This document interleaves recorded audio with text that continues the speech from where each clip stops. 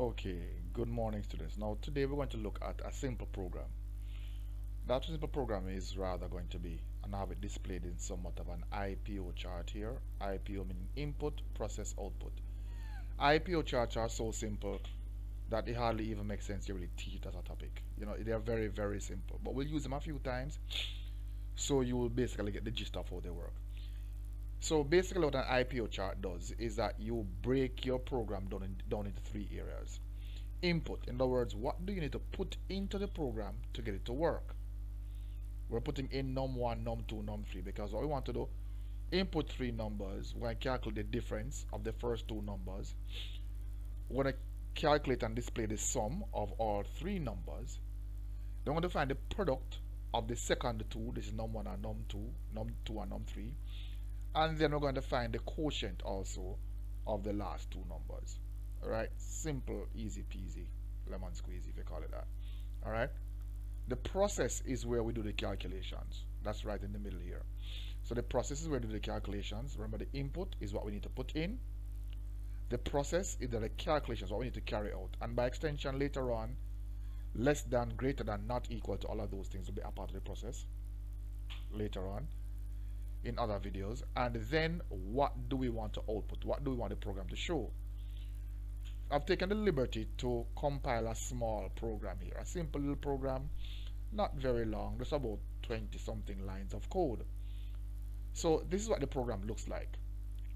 Now here, line 14 to 16 is the input. These three lines, 14, 15, 16. This is where we put num1 equals 7, num2 equals 3, and num3 equals 5. You could also put this in your IPO chart if you wish, depending on you. If you want to put num1 equals 7, num2 equals 3, and then num3 equals 5. You can have that in your IPO chart, no problem. It gives you a better feel. But if you notice, over the process side, we don't have any numbers. It's all just variables doing the calculations, alright? And other variables like diff, sum, prod, and quote, receiving whatever is on the right hand side of the calculations. Alright, so over here is our main focus, because we did say hard coding versus user input, doing simple calculations. So we're hard coding because guess what hard coding means? We are predetermining, before the program even executes, we are deciding what the values will be for num1, num2, and num3. Num1, let me make this a little bit larger for those persons using tablets. Alright. Num1 therefore equal to 7. Num2 therefore equal to 3. Num3 colon equal to 5. So that's what we're saying. Therefore equal, colon equal. Alright. And we take note, how we declare the variables. Num1, num2, and num3 are integers. Sum and diff and prod to receive the answers are also integers. But quote, because we're finding the quotient of a number, we're dividing. We're using not the integer division here, but the floating point divider. Dividing to give us a decimal number. Hence, because we're using that, we have to specify quote or declare quote as real. Alright guys, these are things you need to make note of, especially from the fourth video gave you an introduction to this. Now let's run this, because it's short for time. I don't want the videos to go over 15 minutes, because I know you guys get bored easily. Alright, so here are our answers. This look like 41,515. That's how that looks. And then 1.6666 scientific notation, all kind of stuff. No, we need to make our output look a little bit better. So in that case, I'm going to put some spaces here. Put single quote, space, and we're separating the error in single quotes from the variable, and the variable from the single quote.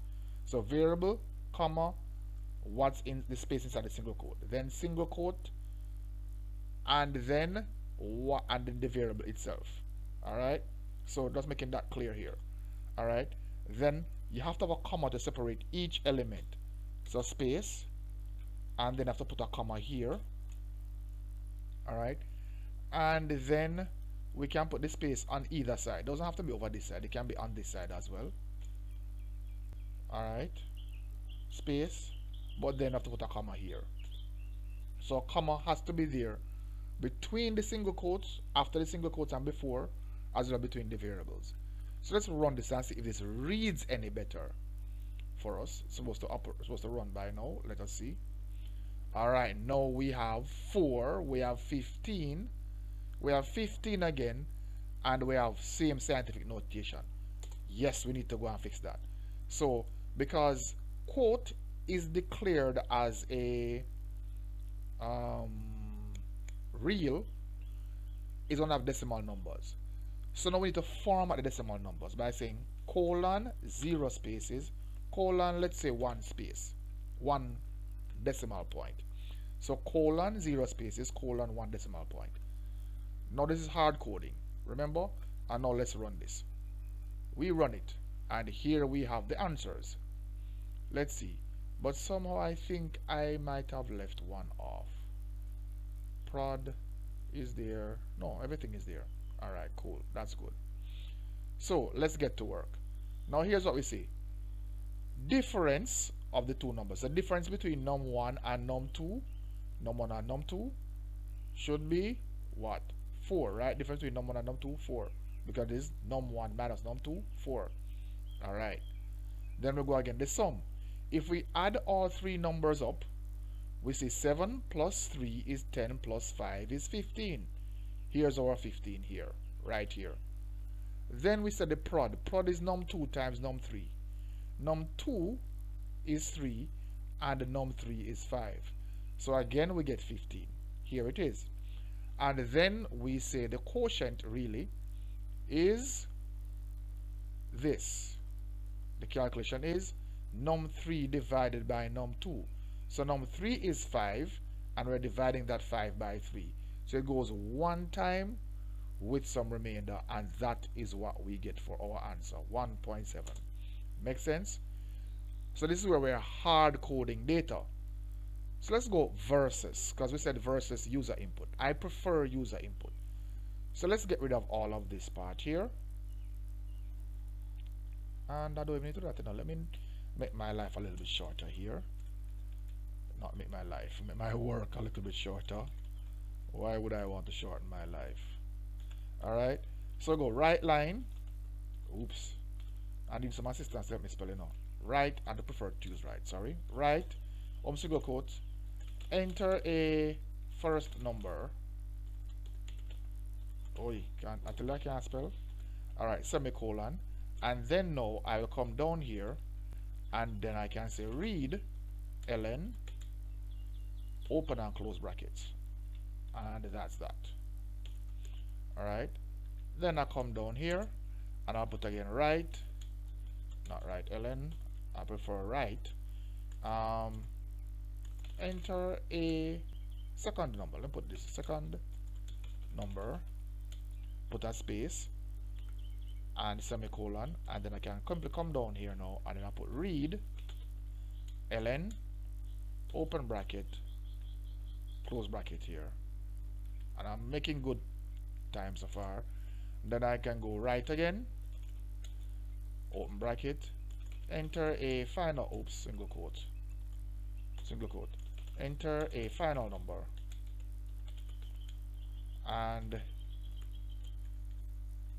let me go read ln open bracket close the bracket, and now there I have. Now this is now user input. Alright, a little bit more coding. It can be shorter, you know. There are at least 2 ways to make this shorter, but when you're learning, don't take shortcuts because you need to know what you're doing. A properly defined question is half your solution. Once you define your problem clearly, you define your problem exactly, you already are halfway along the solution. Alright, now let's run this, see if it works. Now we get to interact a bit. Alright, bring this up a bit. Enter a first number 5, enter a second number 3, enter a final number 7, and here we are. Somehow this is different. Is 2, 15, 21, and 2.3. I entered something different. My memory is that bad. Let me run this again. The first number should be 7, and then 3, and then 5. I think that's what it was. Alright?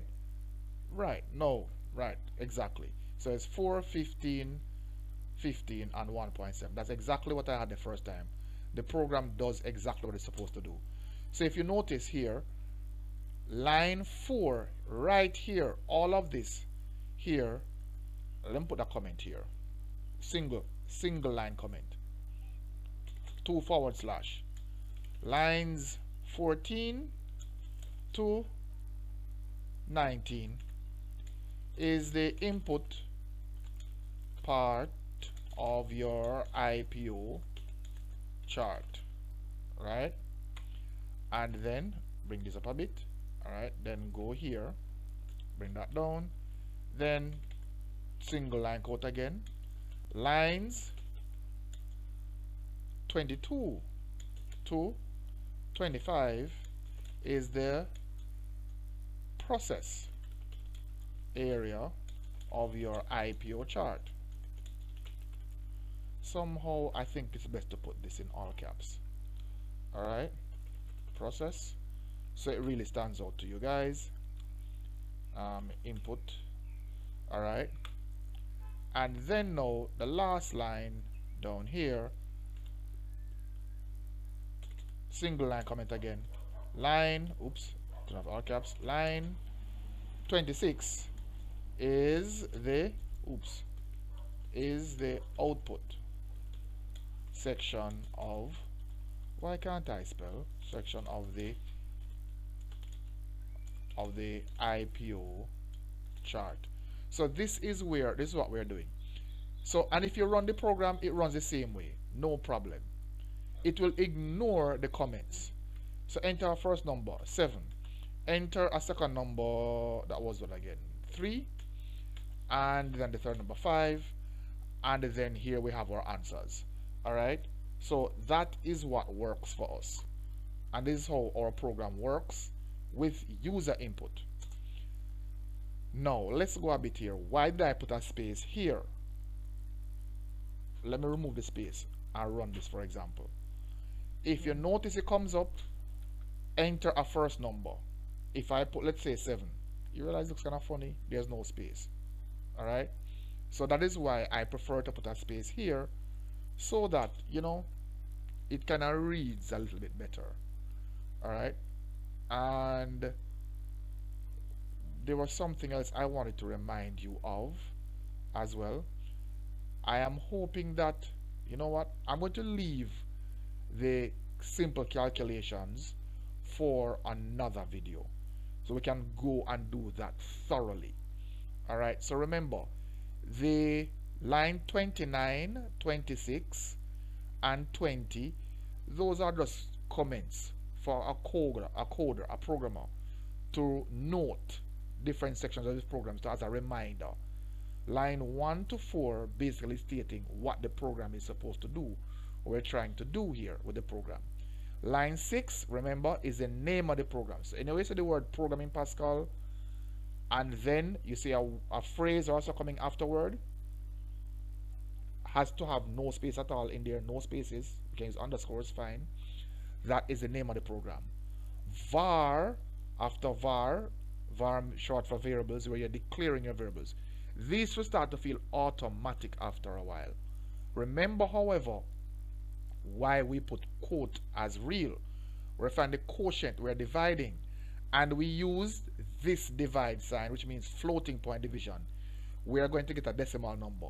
So this container, this memory allocated area that we choose to call quote, is going to expect a real number. So the container must be declared to expect a real number, declared as a real data type. Those are some of the things you need to pay attention to. If you need to, watch the video over and over till you understand. I believe this will be straightforward enough, but feel free to subscribe, to like, yes, but put some comments in the comment area so I can see what it is that you might have any misconceptions about, so I can help you to clear it up. Alright guys, so this is what we're doing next video. Remember, we're going to be doing some calculations really focusing on BEM dots, brackets, exponents, multiplication, division, addition, subtraction, order of operations. That's what we're going to be doing. And then after that, we're going to be doing loops, which I guess we'll do in a few videos, loops, and then if statements, if, else, if, and so on. All right. So have a good one, guys. Have a good day. I hope all goes well with you.